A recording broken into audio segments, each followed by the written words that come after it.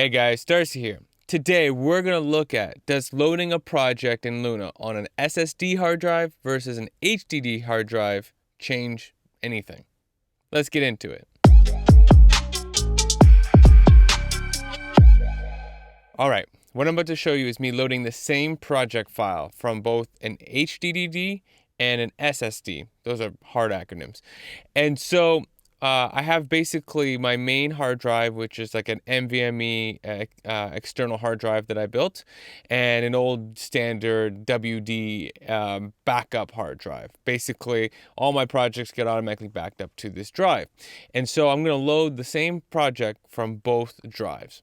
So let's get into it and see this comparison. All right, so we're off to the races here. It looks like the SSD is taking an early lead. And yeah, it's consistently moving ahead here. It's already started to show a little bit of the track view. Looks like it's gotten through the first pass of loading the session. Now it's going to get into loading some overview content, I think, or reading that word correctly. And then it's already loaded up, and the HDD is falling behind by a few seconds here. The next thing I wanted to look at is, does the render I/O get affected by the drive type? So let's take a quick look at that. I'll save everybody a little bit of time here. Nothing was different between these two tests, so yeah, that's pretty much it. And lastly, to put this all into context, we need to look at the actual performance of each of these drives. So we're going to load up Blackmagic and do a comparison side by side to see what the actual read and write speeds are between these drives. All right, so we have the solid state on the left and the hard drive on the right. You'll notice that I actually get much more bandwidth with the solid state at 400. It's like 4 times the amount, but it's inconsistent. You see the read there is barely hitting 80 or 90 on that left-hand side. And so this comes down to that the enclosure that I have is using a newer USB 3 than I think this iMac from 2012 is able to actually communicate with consistently.